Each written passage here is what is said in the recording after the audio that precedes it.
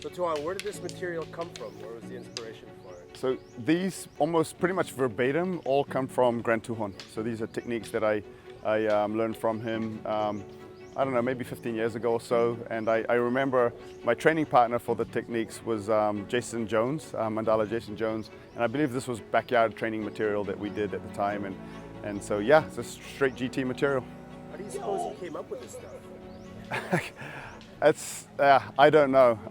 You know, he's between everything he learned from his grandfather growing up, and then things as in his adult years that he was able to create or glean from other sources.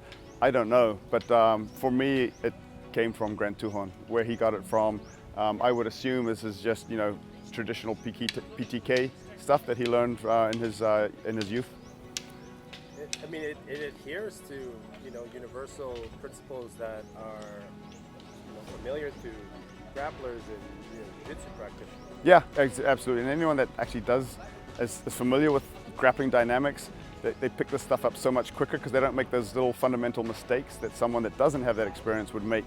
And then I'm pushing down, and then I pull backwards, and then this is what I do for the control. I pull back, and I push down on his shoulder. Right now I'm pushing straight down on his shoulder because a lot of it is completely translatable, just dynamics of balance and position and control of limbs and whatnot. People that don't understand that stuff, you got to kind of go back and teach them that. But someone that's got a grappling background, it's like those things you don't have to reteach. It's just the nuances of doing these different stick-based techniques. Right, so those nuances might be a matter of inches, you know, like, or a little bit of space where there shouldn't be space. Yeah, exactly. And some of them are just kind of now learning how to, the advantages you have of having an additional part of your appendage, right? From 2 of those articulating points and now 3, and that additional leverage that it gives you also. So right here, I could actually get the submission. Yep. Okay, sorry. All I did was this. Just kind of understanding those advantages and then being able to exploit them. So we have a couple of jiu-jitsu black belts here. At least a couple. Yeah, I know a couple that I know of. I know that we've got a lot of jiu-jitsu practitioners, but at least 2 black belts. Yeah. Got to work through these. We went through a lot of techniques in an hour and a half. Okay. Intentionally, I'm just trying to get some material out so that again you'll be able to review and train the stuff.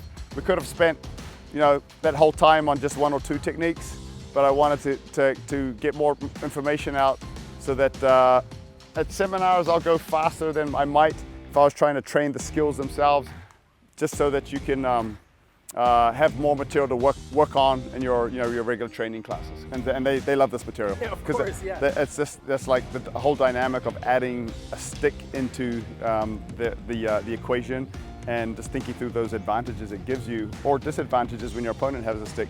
It's been fun for them. Work on it, okay? Just look for vulnerabilities and figure out the solutions, okay? The more you do that, the more tight the techniques will become. There's no real non-counterable techniques, there's just less counterable techniques. That's a real thing. Less counterable is real, non-counterable is very difficult. No absolutes in combat, right? There's just increased probabilities, right? So, so that's the idea. All right, so let's go ahead and salute out.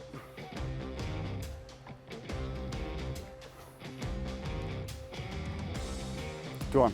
All right.